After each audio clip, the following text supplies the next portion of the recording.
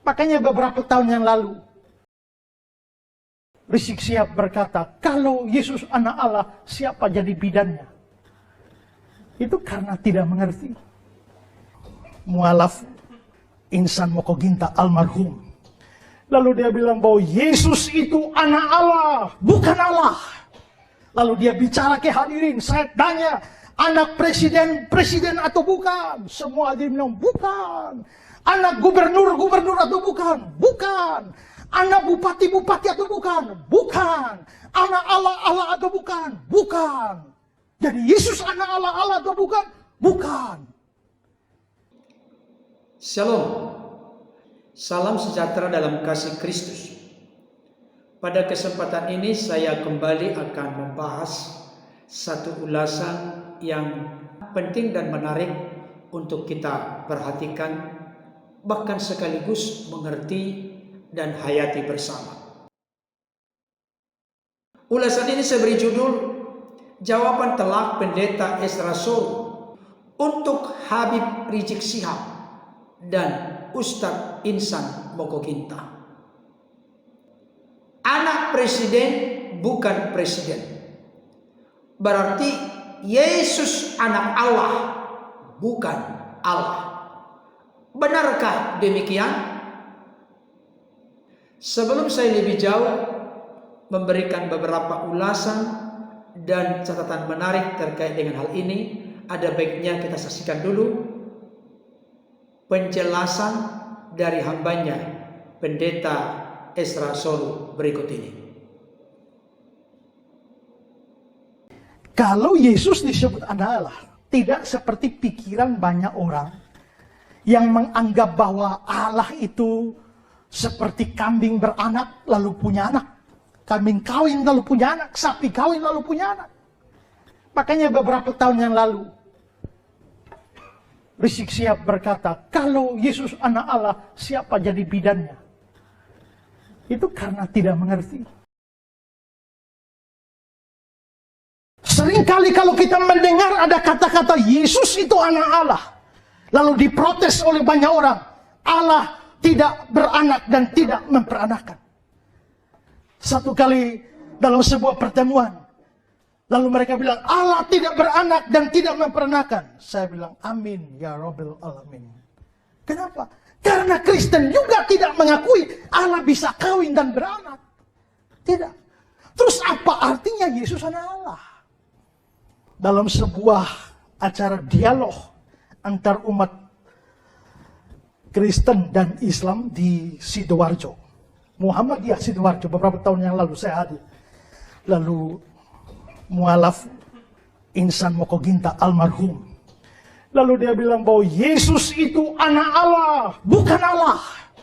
Lalu dia bicara ke hadirin, saya tanya, anak presiden atau bukan? Semua dia bilang bukan. Anak gubernur atau bukan? Bukan. Anak bupati atau bukan? Bukan. Anak Allah atau bukan? Bukan. Jadi Yesus anak Allah atau bukan? Bukan. Lalu giliran saya bicara, lalu saya tanya pada mereka. Saya tanya, anak ular atau bukan? Mereka diam, saya bentak, jawab. Anak macan atau bukan? Anak manusia atau bukan? Kamu ini manusia atau anak manusia? Manusia. Lalu bukan anak manusia. Anak manusia juga. Lalu manusia. Iya. Berarti kalau kamu bisa anak manusia sekaligus manusia, kenapa dia tidak bisa anak Allah sekaligus Allah? Anak Allah menyatakan kesamaan hakikat dengan bapaknya. Kalau bapaknya macan, anaknya macan. Sehakikat dengan bapaknya. Anaknya ular, sehakikat dengan bapaknya itu ular. Maka anak ular adalah ular. Anak manusia adalah manusia. Anak Allah adalah Allah sendiri. Jadi kalau Yesus disebut sebagai anak Allah, jangan berpikir bahwa Allah kawin lalu punya anak. Tidak. Baik Bapak Ibu Saudara, tadi kita sudah menyimak, menyaksikan dan mendengarkan pernyataan sekaligus penjelasan dari hambanya Pendeta Ezra Soul. Terus terang secara keseluruhan apa yang disampaikan oleh beliau, saya sangat setuju dan sependapat. Sebutan Yesus sebagai anak Allah harus dimengerti dan dipahami dalam konteks bagaimana orang-orang Kristen mengerti dan memahaminya.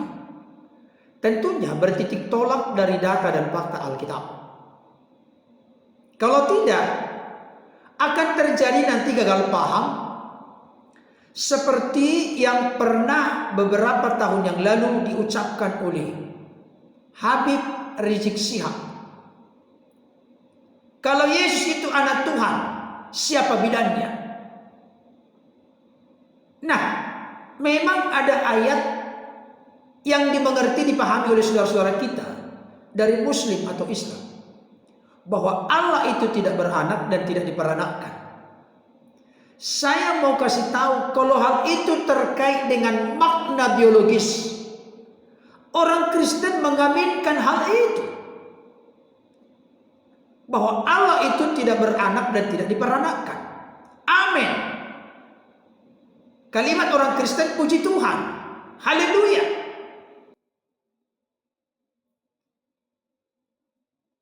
Tidak pernah merasa terganggu dan terusik iman orang-orang Kristen ketika ada konklusi dan kesimpulan bahwa Allah itu tidak beranak dan tidak diperanakkan.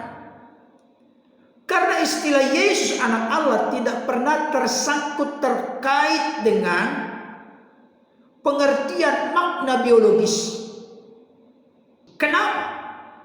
Karena menurut iman Kristen Allah itu roh adanya. Makanya sampai ada ayat yang sangat terkenal, barang siapa menyembah Allah, biarlah menyembahnya dalam roh dan kebenaran. Allah itu roh adanya. Berarti Allah itu tidak berjenis kelamin, bukan laki-laki, bukan perempuan, dan bukan juga banci. Itu sebabnya istilah Yesus anak Allah tidak boleh diartikan dalam pengertian biologis. Tapi itu merupakan sebuah sebutan atau istilah yang menegaskan eksistensi Yesus yang sehakikat dengan Bapa atau dengan Allah. Alkitab sebenarnya secara eksplisit menjelaskan hal itu. Yohanes 5 ayat 18 dikatakan demikian. Sebab itu orang-orang Yahudi lebih berusaha lagi untuk membunuhnya, bukan saja karena ia meniadakan hari Sabat, tetapi juga karena ia mengatakan bahwa Allah adalah Bapanya sendiri dan dengan demikian menyamakan dirinya dengan Allah. Orang-orang Yahudi sangat paham, sangat mengerti ketika Yesus berkata bahwa Allah adalah Bapanya. Berarti Yesus itu sebagai anak dari Bapanya, anak Allah. Mereka benar-benar mengerti bahwa Yesus sedang menempatkan dirinya sama dengan Allah atau menyamakan dirinya dengan Allah. Itulah pengertiannya yang sebenarnya. Makanya orang-orang Yahudi tidak setuju dengan ungkapan itu, Yesus sebagai anak Allah. Karena ketika Yesus menyebut Allah adalah Bapanya, hal itu sama artinya dengan Yesus menyamakan dirinya dengan Allah. Itulah arti hakiki, arti substansi, arti inti pokok dari Yesus sebagai anak Allah. Artinya Yesus itu sehakikat dengan Allah. Makanya ketika Insan Moko Ginta berkata, anak presiden bukan presiden, anak gubernur bukan gubernur, anak bupati bukan bupati. Yesus disebut anak Allah. Kalau Yesus itu disebut anak Allah, anak Allah bukan berarti Allah. Dan orang-orang yang mendengarkan dalam sebuah dialog di mana Ustadz Insan Moko Ginta almarhum perwakilan pembicara Islam dan pendeta Ezra Soru sebagai perwakilan pembicara Kristen. Saya setuju dengan apa yang disampaikan oleh pendeta Ezra Soru. Anak macan, apakah bukan macan? Anak manusia, apakah bukan manusia? Anak harimau, apakah bukan harimau? Anak manusia pasti manusia. Apakah kita ini manusia atau anak manusia? Anak manusia, iya. Manusia, iya. Anak harimau, apakah bukan harimau? Harimau bisa anak harimau harimau. Tidak bisa dipisahkan. Nah, Alkitab yang lain menegaskan begini. Coba kita buka. Alkitab menjawab Alkitab. Ibrani 1 ayat 2. Dikatakan begini. Maka pada zaman akhir ini ia telah berbicara kepada kita dengan perantaraan anaknya. Anak Bapa, anak Allah. Yang telah ia tetapkan sebagai yang berhak menerima segala yang ada. Oleh Dia Allah telah menjadikan alam semesta. Oleh siapa? Oleh anaknya Allah menjadikan alam semesta. Coba kita bandingkan dengan Yohanes 1 ayat 1 sampai 3. Dikatakan begini, pada mulanya adalah firman, firman itu bersama-sama dengan Allah, dan firman itu adalah Allah. Ia pada mulanya bersama-sama dengan Allah. Segala sesuatu dijadikan oleh Dia, dan tanpa Dia tidak ada sesuatu pun yang telah jadi dari segala yang telah dijadikan. Allah menjadikan alam semesta oleh Dia, oleh anaknya.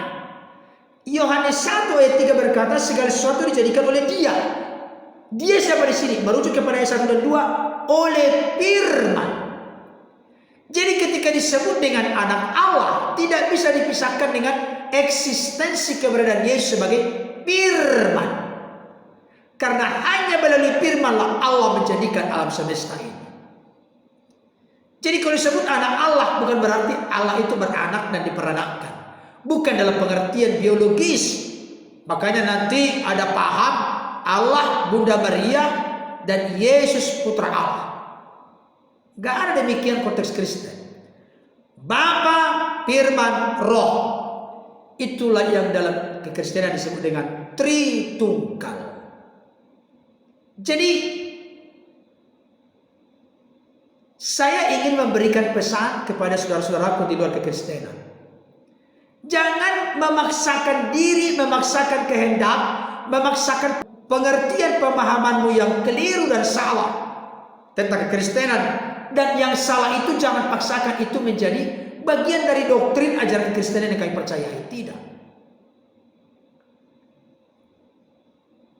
Apa yang kami pahami tentang kekristenan bukan seperti kesimpulan yang kau buat.